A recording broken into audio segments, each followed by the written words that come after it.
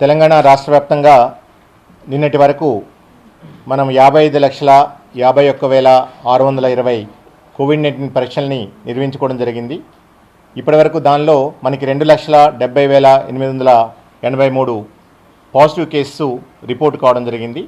అంటే ప్రతి 10 లక్షల మందిలో మనము 1,49,156 మందికి మనం కోవిడ్-19 పరీక్షల్ని మనం నిర్వహించుకున్నాము. ఈ కోవిడ్-19 కేసెస్ రిపోర్ట్ అయిన దగ్గర నుంచి ఇప్పుడు చూసుకుంటే అది మనం ఆల్మోస్ట్ 1,50,000 మందికి కూడా, అంటే ప్రతి 10 మందిలో సుమారు 1.5 మందికి మనం పరీక్షలు నిర్వహించుకున్నాము. సో ముఖ్యంగా ఈ పాజిటివిటీ రేట్ అంటే ఇప్పుడు ఏ దేశంలో కానివ్వండి, ఏ రాష్ట్రంలో కానివ్వండి, మన COVID-19 cases new infections rate కానివ్వండి, దాని పాజిటివిటీ రేట్ కానీ ఎలా ఉందని తెలియాలంటే ఎస్పెషల్లీ మన రాష్ట్రంలో వచ్చేసి సెప్టెంబర్ మాసంలో మనం 16,26,598 పరీక్షలు నిర్వహించుకుంటే దాంట్లో 65,903 మంది పాజిటివ్గా తేలడం జరిగింది. అంటే ఆ మాసంలో మనకి 4.05% పాజిటివిటీ రేట్ రావడం జరిగింది. అదే అక్టోబర్ మాసంలో మనం 12,73,823 పరీక్షలు నిర్వహించుకున్నాం. దాంట్లో 46,448 మంది కోవిడ్-19 పాజిటివ్ రావడం జరిగింది. ఆ మాసంలో 3.65% మనకి పాజిటివ్ రేట్ నమోదవడం జరిగింది. అలాగే నవంబర్ మాసంలో 11,76,392 పరీక్షలు నిర్వహించుకుంటే 30,270 మంది కోవిడ్-19 పాజిటివ్ రావడం జరిగింది. ఆ మాసంలో అంటే నవంబర్ మాసంలో మన పాజిటివిటీ రేట్ వచ్చేసి 2.57%. నిన్న డిసెంబర్లో అంటే ఎస్పెషల్లీ నిన్న ఒక్కరోజు చూసుకుంటే మనం 51,562 పరీక్షలు నిర్వహించుకున్నాం. దాంట్లో కేవలం 565 మంది మాత్రమే పాజిటివ్గా రావడం జరిగింది. అంటే కేవలం 1.1% మాత్రమే మనకి పాజిటివిటీ నమోదవడం జరిగింది. ఇలా చూసుకుంటే గత 4 నెలల్లో 4.05% నుంచి, ఒకప్పుడు మీరు చూసుకుంటే మన జూన్ జూలైలో మనది 23-28% కూడా పాజిటివ్ రేట్ ఉన్న పరిస్థితుల నుంచి మనం ఈరోజు విస్తృతంగా పరీక్షలు నిర్వహించుకోవడం ద్వారా ఈరోజు మన పాజిటివ్ రేట్ని 1%కి మనం తీసుకొని రావడం జరిగింది. సో ఇప్పుడు యాక్టివ్ కేసు వచ్చేసి మన రాష్ట్రంలో 9,266 మాత్రమే ఉన్నాయి. దాంట్లో మనం యాక్టివ్ రేషియో చూస్తాము. యాక్టివ్ రేషియో మనది వచ్చేసి 3.4%. అదే నేషనల్ యావరేజ్ యాక్టివ్ రేషియో తీసుకుంటే అది 4.5%గా ఉంటే మన రాష్ట్రంలో 3.4% మాత్రమే నమోదైంది. అట్లే మన రికవరీ రేట్ ఏదైతుందో అది 96.03%. అత్యధిక రికవరీ రేట్ మన దగ్గర నమోదవుతున్నది. అదే దేశంలో యావరేజ్ తీసుకుంటే రికవరీ రేట్ వచ్చేసి అది 94% మనకున్నది. అదే కేస్ ఫెటాలిటీ రేట్ లేకపోతే మనం మోర్టాలిటీ రేట్ ఏదైతే మనం తీసుకుంటామో అది 0.53% మాత్రమే మన రాష్ట్రంలో ఉంటే అదే దేశవ్యాప్తంగా 1.5% మాత్రం మనకి నమోదవుతుంది.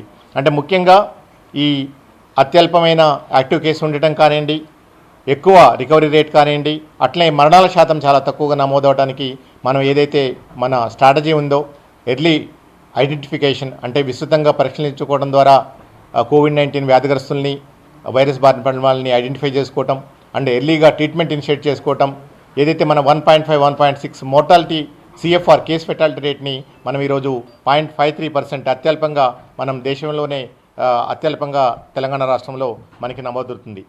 అలాగనే ముఖ్యంగా బెడ్ ఆక్యుపెన్సీ రేట్ అంటే మన గవర్నమెంట్ హాస్పిటల్స్లో కానివ్వండి, తర్వాత ప్రైవేట్ హాస్పిటల్స్లో ఈ కోవిడ్-19 పేషెంట్స్ వల్ల ఎవరైతే హాస్పిటల్స్కి వెళ్ళి ట్రీట్మెంట్ తీసుకుంటున్నారో ఆ ఆక్యుపెన్సీ రేట్ తీసుకుంటే మనకి ఆగస్టులో వచ్చేసేసి బోత్ గవర్నమెంట్ అండ్ ప్రైవేట్ హాస్పిటల్స్లో మనకు చూసుకుంటే ఓవరాల్గా 40.4% మన బెడ్ ఆక్యుపెన్సీ రేటు ఉండేది. అప్పుడు సెప్టెంబర్లో తీసుకుంటే 29.2%గా మన బెడ్ ఆక్యుపెన్సీ రేటు నమోదై ఉండేది. అక్టోబర్లో వచ్చేసేసి అది 16.5%, నవంబర్లో 11.9%. అంటే ఆల్మోస్ట్ ఒక 4 నెలలు మనం సమయం చూసుకుంటే ఆగస్టులో 40.4% ఉన్న bed occupancy rate both in government and private హాస్పిటల్స్ని అది నవంబర్ మాసానికి వచ్చేంత వరకు కేవలం 11.9% మాత్రమే బెడ్స్ ఈ కోవిడ్-19 రిలేటెడ్ బెడ్స్ మనకి ఆక్యుపై అవుతున్నాయి. అంటే ఆల్మోస్ట్ 88% బెడ్స్ గవర్నమెంట్ హాస్పిటల్స్లో బెడ్స్ అనుకోండి, ప్రైవేట్ హాస్పిటల్స్లో బెడ్స్ అనుకోండి, ఇవన్నీ కూడా మనకి ప్రస్తుతం ఖాళీగా ఉన్నాయి. సో ఇవన్నీ కూడా తెలంగాణ రాష్ట్ర ప్రభుత్వము వైద్య ఆరోగ్య శాఖ ఈ వైరస్ కట్టడి కోసము నివారణ కోసము ఏదైతే చర్యలు చేపట్టిందో ఆ చర్యలు సరైన దిశలో వెళ్తున్నాయి, సరైన ఫలితాలు ఇస్తున్నాయి.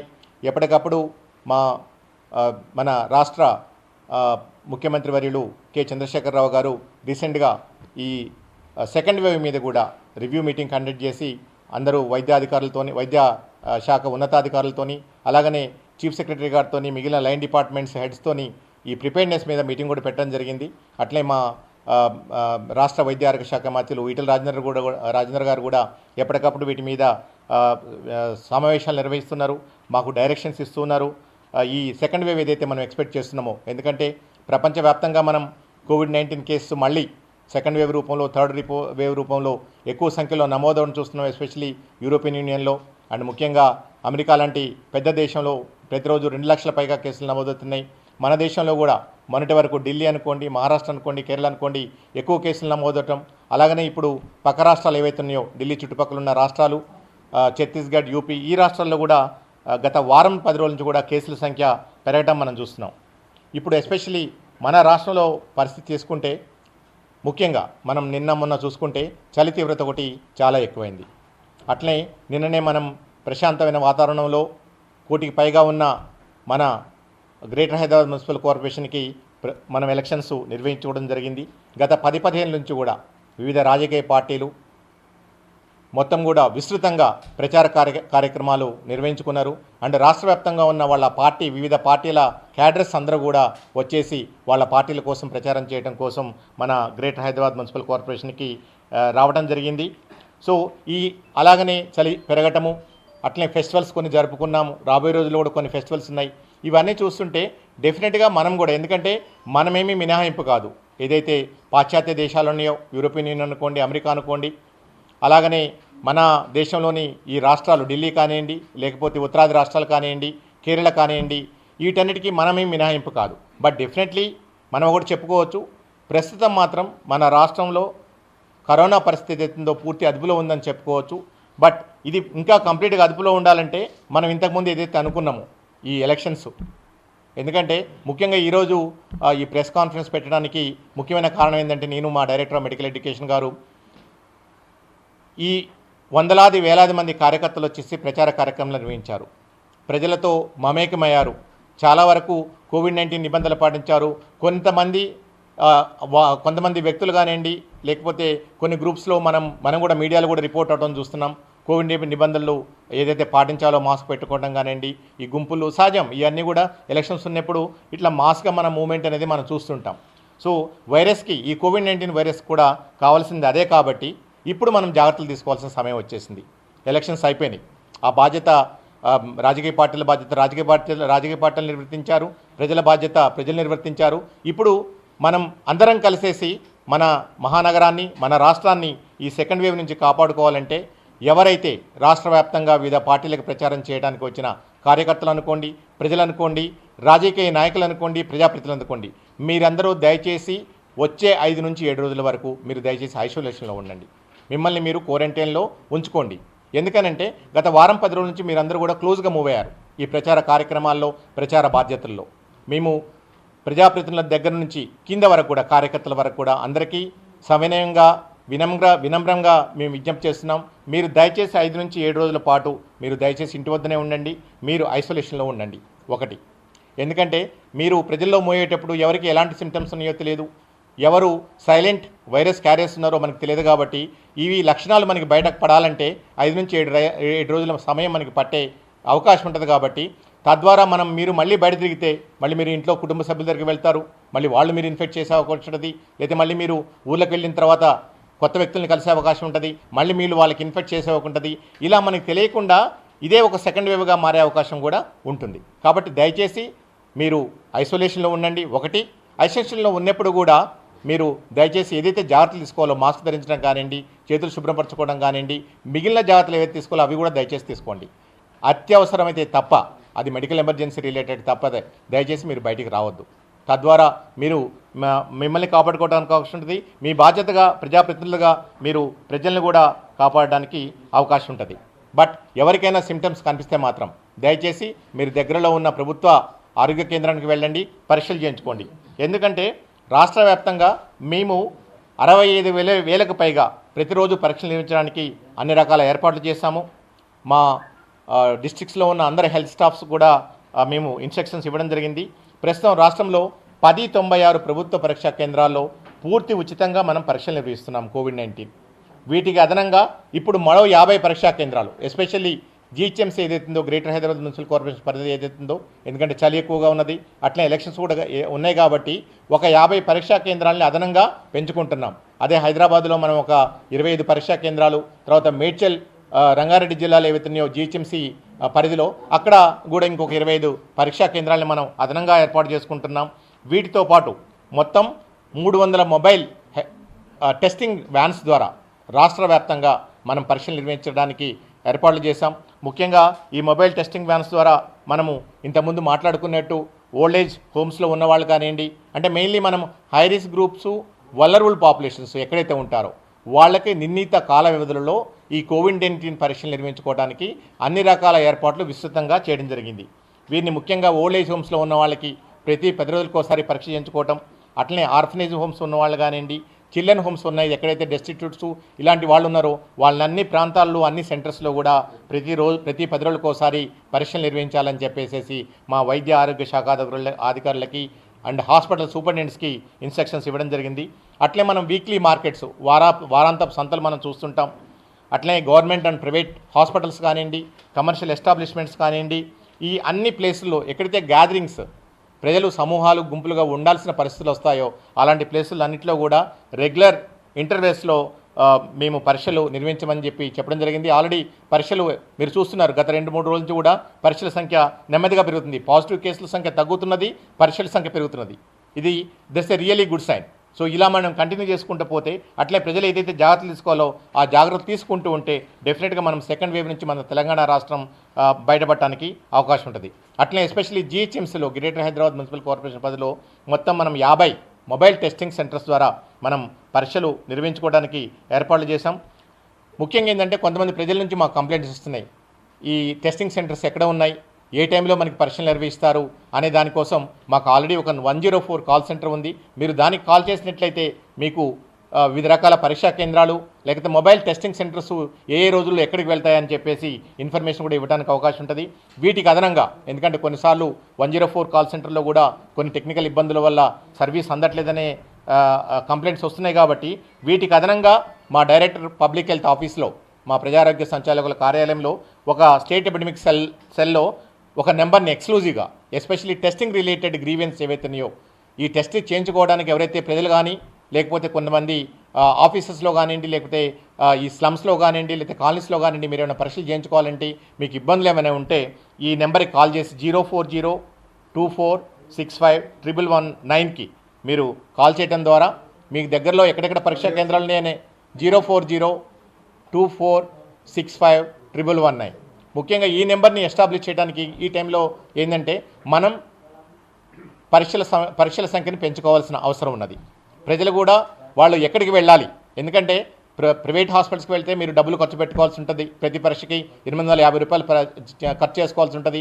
మేము ప్రభుత్వము రాష్ట్ర వ్యాప్తంగా 1096 కేంద్రాలతో పాటు ఇంకొక 50 అదనంగా చేస్తున్నాము. ఒక 300 మొబైల్ టెస్టింగ్ సెంటర్స్ ద్వారా అదనంగా పరీక్షలు నిర్వహిస్తున్నాము. సో దీనికి సంబంధించిన పూర్తి ఇన్ఫర్మేషన్ అంతా కూడా మీరు ఈ 24651119 ల్యాండ్లైన్ నెంబర్కి కాల్ చేయడం ద్వారా మీరు ఇన్ఫర్మేషన్ ఏదైతే సమాచారం ఉంటుందో మీ దగ్గరలో ఎంత దగ్గరలో మీరున్న ఏరియాకి ఎంత దగ్గరలో పరీక్షా కేంద్రాలు ఉన్నాయి, లేకపోతే మొబైల్ టెస్టింగ్ వ్యాన్స్ ఎక్కడెక్కడ ఈరోజు వెళ్తుంటాయి అనే ఇన్ఫర్మేషన్ని మీరు పూర్తిగా పొందడానికి అవకాశం ఉంటుంది. సో ఇంతకుముందు మీకు ఏదైతే నేను చెప్పానో ఈ సెకండ్ వేవ్ సంబంధించి ఇది మన చేతుల్లో ఉన్నది. ఓకే, ఇప్పుడు ఎక్కడైతే మనం చూసామో అది ప్రపంచవ్యాప్తంగా దేశాల్లో కానివ్వండి, దేశవ్యాప్తంగా ఉన్న రాష్ట్రాల్లో కానివ్వండి, ఆ ప్రజల ప్రవర్తన మీద ఈ సెకండ్ వేవ్ అనేది ఆధారపడి ఉంటుంది. మనం వింటూ ఉన్నాం కొన్ని దేశాల్లో, అట్లనే ఢిల్లీ లాంటి మహానగరంలో ఆల్రెడీ హాస్పిటల్స్ ఫిల్ అవుతున్నాయి. కొత్త హాస్పిటల్స్, కొత్త బెడ్స్ ఏర్పాటు చేయడానికి కూడా అరేంజ్మెంట్ చేస్తున్నారు. బట్ మన తెలంగాణ రాష్ట్రంలో అదృష్టవశాత్తు కేవలం 11-12% మాత్రమే బెడ్స్ ఆక్యుపై ఉన్నాయి. మిగిలిన 88% బెడ్స్ అన్నీ కూడా మనకి ఖాళీగా ఉన్నాయి. అసలు అలాంటి పరిస్థితులు మనం తీసుకొని రావద్దు దయచేసి. ఎందుకంటే మన రాష్ట్ర ఆర్థిక వ్యవస్థ ఇప్పుడిప్పుడే కుదురపడుతున్నది. లక్షలాది మంది లైవ్లీహుడ్స్ ఏవైతే ఉన్నాయో ఇప్పుడిప్పుడే వాళ్ళు మళ్ళీ కోలుకోగలుగుతున్నారు. ఏదైతే ఈ లాక్డౌన్ నుంచి తర్వాత తద్వారా తదనంతరం జరిగిన పరిణామాల నుంచి కూడా కోలుకుంటున్నారు. కాబట్టి ఇప్పుడు మన రాష్ట్ర ఆర్థిక పరిస్థితితో పాటు మన ప్రజల ఆర్థిక పరిస్థితులను కూడా దృష్టిలో పెట్టుకొని ప్రజలు అత్యంత జాగ్రత్తగా ఉండాల్సిన సమయం. And especially 4 weeks December and mid of January వరకు చాలా చాలా జాగ్రత్తగా ఉండాలి. ఓకే, ఎందుకంటే మనకి ఇమీడియట్గా ఈ ఎఫెక్ట్ కనిపించదు. ఇప్పుడు నిన్న ఎలక్షన్స్ అయిపోయినాయి, ఈ ఎఫెక్ట్ చూడాలంటే ఎంతమంది న్యూ ఇన్ఫెక్షన్స్ వస్తున్నాయి, ఏ ఏ ప్రాంతాల్లో వస్తున్నాయి. ఒక చిన్న ఎగ్జాంపుల్, జగిత్యాల లాంటి ఒక చిన్న జిల్లాలో మనం తీసుకుంటే సడన్గా 30 ఉన్న కేసులు వచ్చేసేసి 110 కేసుకి వెళ్ళిపోయినాయి. అంటే కేవలం ఒక 2-3 ఇన్సిడెంట్స్ ద్వారా జరగడం ద్వారా. ఒకటి మ్యారేజ్ మనం చూస్తున్నాం, ప్రతిరోజు వందలాది పెళ్ళిళ్ళు అవుతున్నాయి. జిహెచ్ఎంసీ పరిధిలో అనుకోండి, రాష్ట్ర వ్యాప్తంగా అనుకోండి, ఈ వందలాది మంది పెళ్ళిళ్ళలో వందలాది మంది వెళ్ళటం, నిబంధనలు పాటించకపోవడం, వీటన్నిటి వల్ల జగిత్యాల్లో ఒక ఫంక్షన్లో మనకి ఒకేసారి ఒక చిన్న స్పట్ రావడం జరిగింది. అట్లనే ఒక మార్కెట్లో కూడా ఒక స్పట్ రావడం జరిగింది. సో మీకు ఎప్పుడైనా ఎక్కడైనా కావచ్చు. సో ఎప్పుడైతే మనం జాగ్రత్తలు ఏదైతే పాటించాలో ఆ జాగ్రత్తలు పాటించినప్పుడల్లా ఇలాంటి ఇబ్బందులన్నీ వస్తుంటాయి. దానికోసం ప్రభుత్వం అన్ని రకాల అరేంజ్మెంట్ చేసింది. ఇప్పుడు బాధ్యత ప్రజలపై ఉంది. ప్రజలు ప్రభుత్వం చేస్తున్న అరేంజ్మెంట్స్ ఎస్పెషల్లీ టెస్టింగ్ 1, 2 తెలంగాణ వైద్య ఆరోగ్య శాఖ పదే ఏదైతే మీరు తీసుకోవాల్సిన జాగ్రత్తలు పదే మీకు చెప్తుందో మీకు ఇబ్బంది కలిగించవచ్చు, మిమ్మల్ని మేము బాధ పెట్టచ్చు. బట్ ఇప్పుడు మనం ఈ జాగ్రత్తలు తీసుకోకపోతే రేపొద్దున మళ్ళీ మనం పూర్తిగా జీవితాంతం బాధ పెట్టుకోవాల్సిన అవసరం ఉంటుంది. కాబట్టి మీరు బయటకు వెళ్ళిన ప్రతిసారి దయచేసి మాస్క్ ధరించండి. ఆ మాస్క్ను కూడా దయచేసి మీరు ప్రాపర్గా ధరించండి. ఇంకా కూడా ప్రతిరోజు మీకు ఉండొచ్చు కేసులు తగ్గిపోయినాయి, మరణాల శాతం పూర్తిగా తగ్గిపోయింది, కానీ దీనికి ఒక పర్మనెంట్ ట్రీట్మెంట్ కానీ క్యూర్ కానీ ఏం లేదు. నిన్నే మనం చూసాం కోవిడ్-19 వ్యాక్సిన్ త్వరలో రాబోతుంది. అది ఒక నెలన్నర అనేది మనకు తెలియదు. బట్ కొంతమంది శాస్త్రవేత్తలు కానివ్వండి, లేకపోతే కొన్ని సైంటిఫిక్ బాడీస్ కానివ్వండి, క్లియర్గా చెబుతున్నాయి కోవిడ్-19 వ్యాక్సిన్ వచ్చిన తర్వాత కూడా మనం ఏదైతే జాగ్రత్తలు తీసుకోవాలో ఆ జాగ్రత్తలు మనం కంపల్సరీ తీసుకోవాల్సిన అవసరం ఉన్నది. మీకు పదే మేము డిమాన్స్ట్రేట్ చేస్తున్నాం, మీకు చూపెడుతున్నాం. మాస్క్ను దయచేసి ప్రాపర్గా ధరించండి. ఈ విధంగా మీరు మాస్క్ను ధరించండి. ప్రతిసారి మీ ముక్కు మీ నోరు పూర్తిగా మూసుకొని ఉండేట్లు చూడండి. ఓకే, అలాగని ముక్కుని కానీ నోటిని కానివ్వండి మీరు ఇబ్బంది పెట్టుకుంటూ అటు ఇటు కదల్చడం కానీ అలాంటివి కానీ చేయొద్దు. ఓకే, మనం చాలామందిని చూస్తున్నాం, దెర్ ఆర్ రోల్ మోడల్స్ ఈ మాస్క్ను ధరించడంలో. వాళ్ళని చూసి మనం నేర్చుకుందాం. బట్ మనం కొంతమంది రోల్ మోడల్స్ ఉన్నారు, ఎలా అయితే మాస్క్ ధరించొద్దో వాళ్ళు అలా మాస్క్ ధరిస్తారు. అది ఇట్లా చెవికాలాడ తీసుకోవడం కానివ్వండి, ఓకే, లేకపోతే ఆ ముందు కార్లో వెళ్తుంటే కార్ డిక్కీలో వేయడం కానివ్వండి, లేకపోతే 2 వీలర్ ఉంటే 2 వీలర్ తలిగించడం కానివ్వండి. ఈ మాస్క్ ఉన్నది దానికోసం కాదు, మనకి తెలియకుండానే దీనికి వైరస్ మళ్ళీ అంటుకుంటుంది, మళ్ళీ దాన్ని పీల్చుకుంటాం, మళ్ళీ వెళ్ళిపోతుంటుంది లోపలికి. సో ఇది మనకి కనిపించిన వైరస్ కాబట్టి మనం మాస్క్ మొదటి నుంచి చెప్తున్నాం, 90% మాస్కే మనల్ని రక్షిస్తుంది. ఇప్పటివరకు వచ్చిన వ్యాక్సిన్స్ అన్నిటి కూడా 90-95% వరకు మాత్రమే మనకి ప్రొటెక్షన్ ఇస్తున్నప్పుడు మన దగ్గర ఈ నాన్ ఫార్మకలాజికల్ ఈవెంట్ ఏదైతే ఉందో, వెపన్ ఏదైతే ఉందో, మాస్క్ అనేది అది మనకి రక్షించినప్పుడు దయచేసి మీరు మాస్క్ ధరించండి. చేతులను తరచూ శుభ్రం చేసుకోండి. అట్లే భౌతిక దూరం ఏదైతే ఒక వ్యక్తికి ఇంకో వ్యక్తికి ఉండాల్సిన భౌతిక దూరం అవుతుందో ఈ 6 అడుగుల భౌతిక దూరాన్ని పాటించండి. గుంపులకి సమూహాలకి దూరంగా ఉండండి. బట్ మీరందరూ గుర్తుంచుకోవాలి, ఈ కోవిడ్ మన నుంచి ఇంకా పోలేదు. ఈ కోవిడ్ ముప్పు ప్రపంచవ్యాప్తంగా ఉన్నది, దేశవ్యాప్తంగా ఉంది, రాష్ట్ర వ్యాప్తంగా ఉన్నది. ఈ కోవిడ్ ముప్పు మన చేతుల్లో ఉన్నది. కాబట్టి దాన్ని నుంచి రక్షించుకోవాలంటే ఈ జాగ్రత్తలు ఏదైతే ఉన్నాయో ఆ దయచేసి ఈ జాగ్రత్తలన్నీ తీసుకోండి. సో తద్వారా మనల్ని మనం రక్షించుకోవడానికి అవకాశం ఉంటుంది. ఎస్పెషల్లీ జిహెచ్ఎంసీ ఎలక్షన్ జరిగాయి, మాకున్న ఇన్ఫర్మేషన్ ప్రకారం డెఫినెట్లీ ఎంతో కొంత కేసెస్ సర్జ్ ఉండబోతుంది. అదే మళ్ళీ మన రాష్ట్రంలో సెకండ్ వేవ్ రూపంలో మనకి కనపడే అవకాశం ఉంటుంది. కాబట్టి ముఖ్యంగా ఫైనల్గా ఎవరైతే ప్రజాప్రతినిధుల దగ్గర నుంచి పైనుంచి కింద వరకు కార్యకర్తల వరకు వివిధ పార్టీల వాళ్ళందరూ కూడా దయచేసి వచ్చే 5 నుంచి 7 రోజులు మీరు దయచేసి మీ ఇంటి పట్టునే ఉండండి. ఇంటి పట్టున ఉన్నప్పుడు కూడా మీరు ఇంట్లో ఏదైతే జాగ్రత్తలు తీసుకోవాలో మీ కుటుంబ సభ్యులతో మెలిగేటప్పుడు ఆ జాగ్రత్తలు తీసుకోండి. పరీక్షలు మీకు ఏమైనా సిమ్టమ్స్ కనిపిస్తే దగ్గరలో ఉన్న ప్రభుత్వ ఆరోగ్య కేంద్రానికి వెళ్ళి ఉచితంగా పరీక్షలు చేయించుకోండి. ఒకవేళ పాజిటివ్ వస్తే మీరు ఇమీడియట్గా అక్కడే మీకు ట్రీట్మెంట్ అందించడానికి కూడా అన్ని రకాల ఏర్పాట్లు చేయడం జరిగింది. ఇప్పుడు మా director of medical education Ramesh Reddy గారు ఈ సెకండ్ వేవ్కి సంబంధించి హాస్పిటల్ ప్రిపేర్నెస్ ఉందో దాని గురించి కూడా వారు మీకు ఎక్స్ప్లెయిన్ చేస్తారు. అట్లనే లిక్విడ్ ఆక్సిజన్ ట్యాంక్స్ అనుకోండి. అండ్ హానరబుల్ చీఫ్ మినిస్టర్ గారి డైరెక్షన్ ప్రకారము మేము ప్రాథమిక ఆరోగ్య కేంద్ర స్థాయి వరకు కూడా ఈరోజు ఆక్సిజన్ ఫెసిలిటీస్ని ఏర్పాటు చేయడానికి అరేంజ్మెంట్ చేశాము. ఆల్రెడీ ఎగ్జిస్టింగ్ ఆక్సిజన్ ఫెసిలిటీ ఉన్నాయి అక్కడ. వీటికి అదనంగా మళ్ళీ ప్రతి ప్రభుత్వ ప్రాథమిక ఆరోగ్య కేంద్రంలో మళ్ళీ ఇంకొక ఆక్సిజన్ సిలిండర్ను కూడా పంపించడానికి మేము ఏర్పాట్లు చేస్తున్నాం. ఇప్పుడు మన డైరెక్టర్ మెడికల్ ఎడ్యుకేషన్ గారు ఈ ఆక్సిజన్ ఫెసిలిటీస్ మీద, ఐసీయూస్ మీద, తర్వాత ఇంటెన్సివ్ కేర్ యూనిట్స్ మీద, తర్వాత కోవిడ్-19 రిలేటెడ్ డ్రగ్స్, మిగిలిన అన్ని విషయాల మీద మీకు సోదాహరణంగా వివరిస్తారు. ఇప్పుడు మన డైరెక్టర్ ఆఫ్ పబ్లిక్ హెల్త్ గారు ఏదైతే మనం తీసుకోవాల్సిన జాగ్రత్తలు ఉన్నాయో వాటి గురించి చాలా డీటెయిల్గా చెప్పారు. అయితే ముఖ్యంగా మనం ఇప్పుడు చూస్తున్నట్లయితే ఢిల్లీలోనే కానివ్వండి, ఉత్తరప్రదేశ్, ఇటువంటి వేరే వేరే రాష్ట్రాలలో సడన్గా నంబర్ ఆఫ్ కేసెస్ చాలా పెరిగాయి. దీన్ని సెకండ్ వేవ్ అంటారు, కొన్ని దగ్గర ఆల్రెడీ ఢిల్లీలో థర్డ్ వేవ్ కూడా అంటున్నారు. అయితే ఈ వేవ్స్కి అన్నిటికీ ఏదైతే అంటున్నారో దీనికి కారణాలు ఏంటంటే మనం తగు జాగ్రత్తలు తీసుకోకపోవడం వల్లనే కేసులు పెరుగుతాయి. ఎందుకంటే ఒక కేసు నుంచి ఇంకో కేసుకి రావాలంటే ఒకరి నుంచి ఒకరికి ట్రాన్స్మిట్ కావాలి. అంటే తుంపుర్లలో కానివ్వండి వీటిలలో ట్రాన్స్మిట్ అయితేనే తప్పితే ఇంకొకరు ఇన్ఫెక్ట్ కారు. ఇందులో ఈ పర్టికులర్ కరోనాలో మనకు ఉన్న మేజర్ అడ్వాంటేజ్ అంటే అదే. దాన్ని మనం కట్టడి చేయగలిగితే ఆటోమేటిక్ స్ప్రెడ్ కాదు. ఇప్పుడు ఇన్ని రోజుల నుంచి మనము ఏదైతే మన తెలంగాణలో చూస్తున్నామో, ముఖ్యంగా నవంబర్ మంత్లో అయితే చాలా తక్కువ కేసులు నమోదైనాయి. దీనికి కారణం ఏంది? అందరూ కూడా తగు జాగ్రత్తలు తీసుకుంటున్నారు కనుకనే తగ్గుముఖం పట్టినాయి. కానీ ఇప్పుడు లాస్ట్ ఈ వారం 10 రోజుల నుంచి మనకు హైదరాబాద్లో జిహెచ్ఎంసీ ఎలక్షన్స్ అయినాయి. దాంట్లో చాలామంది మనము మీడియాలో చూసాము, అన్ని టీవీలలో రోజు చూస్తున్నాము. వందల మంది, వేల మంది అక్కడ పార్టిసిపేట్ చేయడం కానివ్వండి, ప్రజలు వచ్చి దాంట్లో భాగస్వామ్యం ఉండడం వల్ల అందులో ఎవరికైనా ఒకరికిద్దరికి ఇన్ఫెక్షన్ ఉన్నా కానీ వేరే వాళ్ళకి స్ప్రెడ్ అయ్యే ఆస్కారం ఉంటుంది. అందుకోసము మనకు ఈరోజు ప్రతి నలుమూలల పరీక్షలు చేస్తానికి సదుపాయాలు ఉన్నాయి. ఎవరు కూడా కొద్దిగా సిమ్టమ్స్ ఉన్నా కానీ, లేకపోతే వాళ్లకు తెలిసిన వాళ్లకు కోవిడ్ వచ్చిందని వాళ్ళకు సమాచారం వచ్చినా కానివ్వండి, ఇమీడియట్గా వెళ్ళి మీరు పరీక్షలు చేయించుకోండి. దీనివల్ల ముఖ్యంగా మనకు బెనిఫిట్ ఎక్కడ ఉంటుందంటే అర్లీగా ఐసోలేట్ చేయగలుగుతాం, అర్లీగా ఐడెంటిఫై చేయగలుగుతాము. వాళ్ళకు మంచిది, వేరే వాళ్ళకు కూడా, సొసైటీకి కూడా మంచిది. ఒకవేళ ఐడెంటిఫై అయ్యి పాజిటివ్ అయినట్లయితేనేమో వాళ్ళకు కిట్ ఇస్తారు. వాళ్ళు అర్లీగా ట్రీట్మెంట్ స్టార్ట్ చేసుకుంటే ఎటువంటి ప్రాబ్లం ఉండదు. ఎందుకంటే ఈరోజు మనకు యాక్టివ్ కేసెస్ హాస్పిటల్లో ఉన్నాయి చాలా తక్కువ. ఈరోజు గాంధీలో ఉన్న కేసులు 130 కేసులు ఉన్నాయి. ఒకప్పుడు 900 మంది ఉండేవాళ్ళు. అంటే గణనీయంగా తగ్గిపోయింది. ఇంట్లో ఉండే ట్రీట్మెంట్ తీసుకోవచ్చు. అయితే స్ప్రెడ్ కావద్దంటే మాత్రము మ్యాక్సిమం నెంబర్ ఆఫ్ టెస్ట్ చేయడం వల్లనే అది సాధ్యమవుతుంది.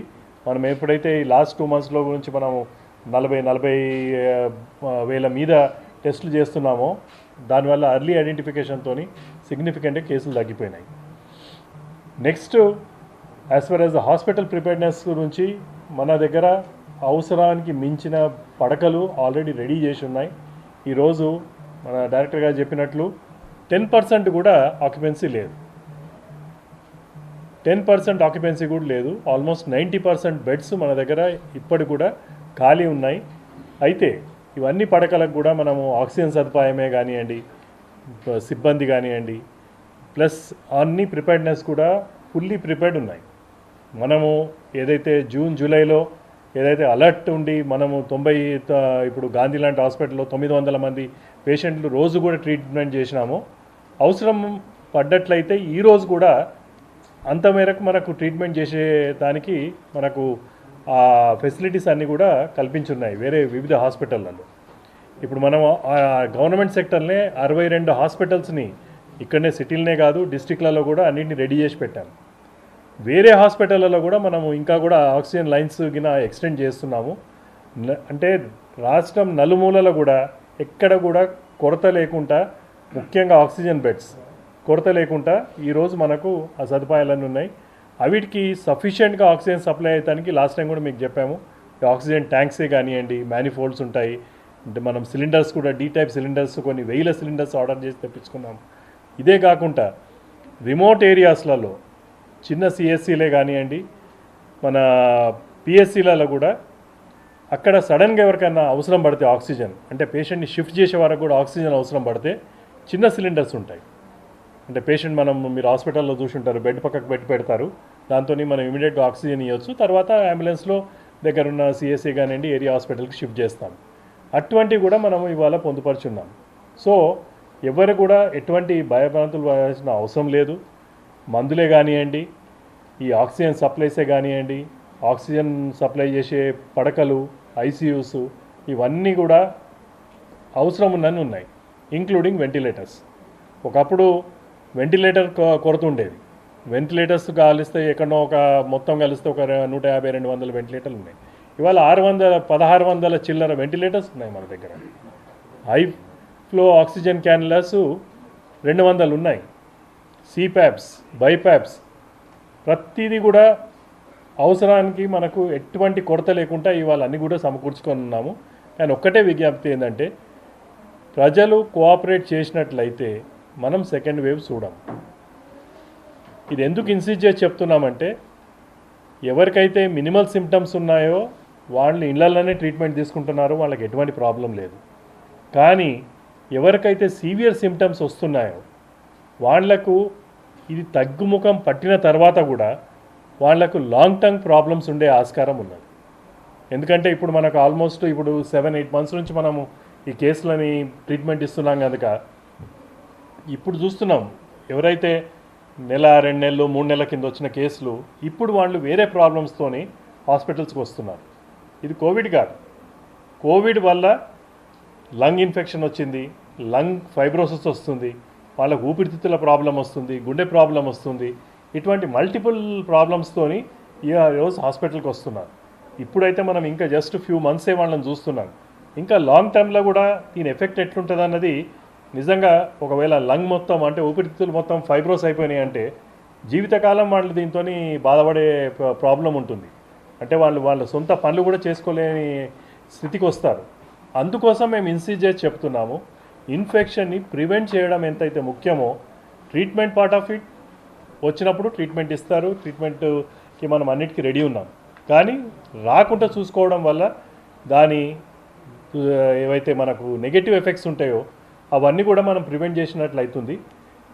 వ్యాక్సినేషన్ ఎప్పుడు వచ్చినా కానీ దానికి ఏవైతే అందరికి ఇస్తానికి ఫస్ట్ ఏదైతే ఆల్రెడీ అనౌన్స్ చేశారో, ఫస్ట్ హెల్త్ కేర్ వర్కర్స్, తర్వాత ఫ్రంట్ లైన్ వర్కర్స్, తర్వాత అబోవ్ 50 ఇయర్స్ ఉన్న వాళ్ళు, దాని తర్వాత నెక్స్ట్ కోమార్బిడిటీస్ ఉన్న వాళ్ళకు ఫస్ట్ లాట్లో వాళ్ళందరికీ ఇవ్వాలన్నది గవర్నమెంట్ ఆఫ్ ఇండియా డైరెక్షన్. అదే మాదిరిగా స్టేట్ గవర్నమెంట్స్ కూడా ఇన్స్ట్రక్షన్ ఇచ్చిన ప్రకారం మనం కూడా అన్ని ప్రిపరేషన్స్ చాలా చురుగ్గా చేస్తూ ఉన్నాము.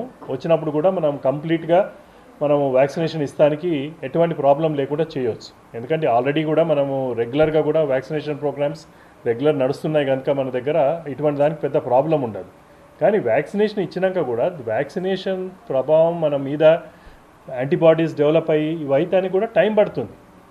సో ఈ మధ్యకాలంలో కూడా మనము ఏవైతే ఈ చర్యలు తీసుకుంటున్నామో, ఈ మాస్క్ ధరించడమే కానివ్వండి, భౌతిక దూరమే కానివ్వండి, చేతులు క్లీన్ చేసుకోవడము, ఇవన్నీ కూడా తూచా తప్పకుండా పాటించవలసి ఉంటుంది. సో ఒకటే నేను మళ్ళీ కూడా రాష్ట్రకి చెప్పదలుచుకుంది ఏంటంటే, ఈరోజు ముఖ్యంగా టెస్టింగ్ చేసి ఎర్లీ ఐడెంటిఫికేషన్ చేయవలసిన అవసరం చాలా ఉన్నది. మనకి ఎక్కడ వెళ్ళినా కానీ మీకు టెస్టులు చేసే సౌకర్యము ఫ్రీగా చేస్తున్నారు గవర్నమెంట్ పరంగా, మీకు ఆ ఫెసిలిటీస్ ఉన్నాయి.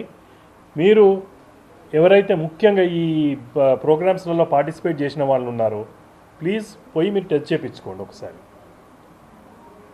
నార్మల్గా సిమ్టమ్స్ డెవలప్ అయ్యడానికి 1 వీక్ పడుతుంది, 5 నుంచి 7 రోజులు పడుతుంది. కానీ అంతకుముందే మనం టెస్ట్ చేసుకున్నట్లయితే, ఎర్లీగా డిటెక్ట్ అయినట్లయితే ప్రాబ్లమే లేదు. మీకు ఐసోలేట్ చేసుకోవచ్చు, ఎర్లీగా ట్రీట్మెంట్ చేసుకోవచ్చు, స్ప్రెడ్ ఉండదు. ఇది చేసినట్లయితే డెఫినెట్లీ మనము సెకండ్ వేవ్ని అరికడటానికి చాలా ఛాన్స్ ఉంటుంది. మై రిక్వెస్ట్, మీరు అందరూ కూడా పోయి ఎవరెవరైతే ఎక్స్పోజ్ అయ్యిందో please go and get tested. అంటే పోస్ట్ కరోనా వచ్చేసి ప్రస్తుతానికి మాత్రము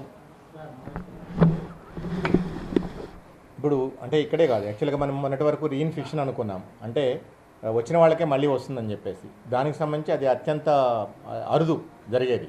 బట్ ప్రపంచవ్యాప్తంగా కానివ్వండి, మన దేశవ్యాప్తంగా కానీ మనం చూస్తున్నది ఏంటంటే, ఒకసారి కోవిడ్-19 బారిన పడ్డ తర్వాత ఓకే, ఎస్పెషల్లీ వల్నరబుల్ పాపులేషన్స్ ఎవరైతే కోలుకుంటున్నారో, అంటే 60-65 అబవ్ ఇయర్స్ ఉన్నవాళ్ళు కానివ్వండి, దీర్ఘకాలిక వ్యాధిగ్రస్తులు ఎవరైతే కోవిడ్తో రికవరీ అయిన వాళ్ళు కానివ్వండి, వీళ్ళల్లో మళ్ళీ మనము డైరెక్టర్ మెడికల్ ఎడ్యుకేషన్ గారు చెప్పినట్టు ఈ కోవిడ్ నుంచి కోలుకున్న తర్వాత వచ్చే ఇతర ఇబ్బందులు ఏవైతున్నాయో వాటిని కొంచెం ఎక్కువగా చూస్తున్నాం. ఓకే, బట్ ఓవరాల్గా మనం చూసుకుంటే మన హాస్పిటలైజేషన్ పర్సంటేజ్ చాలా చాలా తక్కువగా ఉంది మొత్తం కేసెస్లో చూసుకుంటే. సో కాబట్టి ఆ నెంబర్ కూడా తక్కువ ఉంది. అందుకని మేము ఏం చెప్తున్నాం, 3 నుంచి 6 నెలలు ఎవరైతే ఈ ఎల్డర్లీ పీపుల్ అనుకోండి, లేకపోతే దీర్ఘకాలిక వ్యాధిగ్రస్తులు ఎవరైతే ఉన్నారనుకోండి, కోవిడ్ నుంచి కోలుకున్నారనుకో, వీళ్ళందరూ 3 నుంచి 6 నెలల వరకు మాత్రం, అవసరమైతే సంవత్సరం వరకు కూడా వాళ్ళు డాక్టర్ల పర్యవేక్షణలో ఉండాలి. డాక్టర్లు ఎప్పటికప్పుడు ఇచ్చే సూచనలు సలహాలు పాటించాల్సిన అవసరం ఉంది. అట్లే మా దగ్గర కూడా మా హాస్పిటల్స్లో కూడా, ఎస్పెషల్లీ గాంధీ హాస్పిటల్స్లో ఈ కోవిడ్-19 ఎందుకంటే that is a multi disciplinary function ఉన్న హాస్పిటల్స్ కాబట్టి, అది లంగ్ స్పెషలిస్ట్ కావాలి, మనకి పల్మాలజిస్ట్ కావాలి, అయితే కార్డియాలజిస్ట్ కావాలి, తర్వాత యూరాలజిస్ట్, నెఫ్రాలజిస్ట్, అంటే అన్ని రకాల ఆర్గాన్స్, వైటల్ ఆర్గాన్స్ను కూడా అది ఈరోజు పోస్ట్ కోవిడ్ కాంప్లికేషన్స్ అంటాము ఆ రూపంలో ఇబ్బంది పెడుతున్నాయి. కాబట్టి మన గాంధీ హాస్పిటల్లోనే వాటికి సంబంధించి కూడా ప్రత్యేకంగా ట్రీట్మెంటు సూపరింటెండెంట్ గారు వాళ్ళందరూ కూడా అరేంజ్మెంట్ చేశారు. అట్లే ఇతర టీచింగ్ హాస్పిటల్స్, జిల్లా హాస్పిటల్స్ కూడా ఈ పోస్ట్ కోవిడ్ ఒకసారి కోవిడ్ నుంచి కోలుకొని ఎవరైతే ఇబ్బందులతో వస్తున్నారో అవసరమైతే వాళ్ళని పెద్ద హాస్పిటల్స్కి రిఫర్ చేయడం, అంటే గాంధీ హాస్పిటల్ దానికి రిఫర్ చేయడం కూడా చెప్పే ఇన్స్ట్రక్షన్స్ కూడా ఇవ్వడం జరిగింది. అది ప్రత్యేకంగా నడుస్తున్న కార్యక్రమం. కాబట్టి ఏంటంటే ఎవరైతే ఉన్నారో ఎస్పెషల్లీ ఈ పాపులేషన్, వల్నరబుల్ పాపులేషన్ ఉన్నారో వాళ్ళు మినిమం 3 నెలల నుంచి సంవత్సరం వరకు వాళ్ళ ఆరోగ్యాన్ని కాపాడుకోవాల్సిన అవసరం ఉన్నది. వల్నరబుల్ పాపులేషన్స్ మెయిన్లీ మనం ఏం చూస్తామంటే elderly people 60 and above 1, and the second set of people are those who are suffering with the comorbid conditions. అవి 50 above అయినా కావచ్చు, 50 below అయినా కావచ్చు. ఓకే, నార్మల్గా మన పాపులేషన్లో వచ్చేసేసి జనరల్గా ఒక 18% 50 above ఉంటారు జనరల్ పాపులేషన్లో. ఈ కోమార్బిడ్ కండిషన్స్ ఉన్న వాళ్ళు ఒక 2 to 3% ఉంటారు లెస్ దెన్ 50 yearsలో వచ్చేసేసి. ఓకే, అందుకనే మన ఈ కోవిడ్ వ్యాక్సిన్ రావటం జరిగితే మన టార్గెట్ వచ్చేసి ఆల్మోస్ట్ ఒక 75 నుంచి 80 లక్షల మందికి మనం ఇచ్చుకోవాలి వ్యాక్సిన్ వచ్చేసేసి. అండ్ ఇంకో విషయం కూడా గుర్తుపెట్టుకోవాలి మనం అందరం, నిన్ననే union health secretary and ICMR director general కూడా అనౌన్స్ చేయడం జరిగింది, covid vaccine is not meant for everyone, it's not for healthy people. Okay, అది ప్రయారిటీ బేసిస్లో. Okay, first health care workers, front line workers వాళ్ళకి, తర్వాత ఈ అబోవ్ 50 years ఉన్న వాళ్ళకి, తర్వాత comorbid conditions with below 50 years ఉన్న వాళ్ళకి, వీళ్ళని కవర్ చేయడానికి రాష్ట్రాలకి ఆదేశాలు ఇవ్వడం జరిగింది. దాని ప్రకారము దాని ప్రకారం అందరికి కూడా ఇన్స్ట్రక్షన్స్ ఇవ్వడం జరిగింది. ఇప్పుడు తెలంగాణ రాష్ట్రంలో ఒక డ్రై రన్, అంటే government of India, ministry of health నుంచి ఒక టీం రావడం జరిగింది. గత 2 రోజుల నుంచి కూడా టీం ఇక్కడే ఉన్నది. ఓకే, ఈ టీంలో అంటే డ్రై రన్ అంటే ఒక సాఫ్ట్వేర్ ఉంది, కోవిన్ సాఫ్ట్వేర్ అని చెప్పేసి. అంటే ఇది నేమ్ బేస్డ్ సాఫ్ట్వేర్ అనమాట. ఒక బెనిఫిషియరీని ఐడెంటిఫై చేసుకుంటే అతన్ని ఏ వ్యాక్సిన్ బూత్కి మనం ట్యాగ్ చేసుకోవాలి, అతను ఎప్పుడు వెళ్ళాలి, ఏ డేట్కి వెళ్ళాలి, ఏ సమయానికి వెళ్ళాలి, ఇదంతా కూడా ఒక software ministry of health and family welfare design చేయడం జరిగింది. దానికి సంబంధించిన డ్రై రన్ ప్రస్తుతం రాష్ట్రంలో నడుస్తుంది. ఇంకో 2 రోజుల్లో అది కంప్లీట్ అయింది. ఆ బేస్డ్ ఆన్ ఫీడ్బ్యాక్ మళ్ళీ అది వాళ్ళు దేశవ్యాప్తంగా ఎప్పుడైతే as and when the vaccine gets approved and releases to the states, then will start rolling out the vaccine. So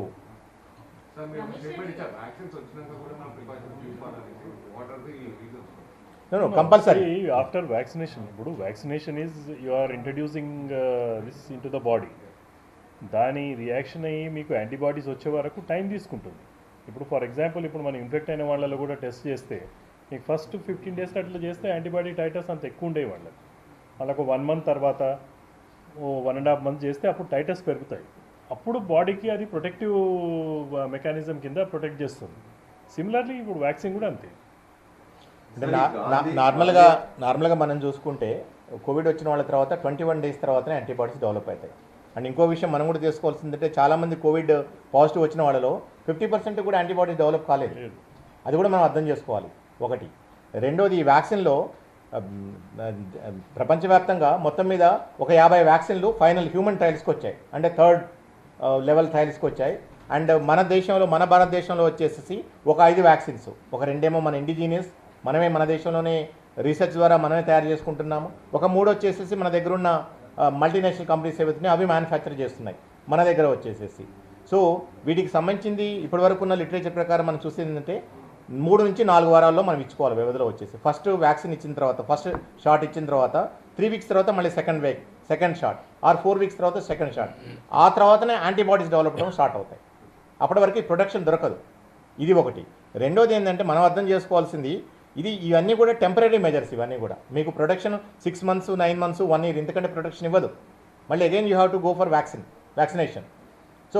so ఇంత పెద్ద జనాభా ఉన్న 130 crores అబవ్ ఉన్న దేశంలో సో ఎవ్రీ ఇయర్ ఇంత మాస్ స్కేల్లో అందరికీ వ్యాక్సినేషన్ చేయడం అనేది చాలా చాలా ఇబ్బందులు ఉంటాయి. ఇప్పుడు ఏంటంటే ఇది రేపు పొద్దున ఎలాంటి మార్పులకు లోనవుద్ది, ఎలాంటి జెనెటిక్ మ్యూటేషన్స్కి లోనవుద్ది ఈ వైరస్ అనేది మనకి ఇప్పుడే అర్థం కాదు.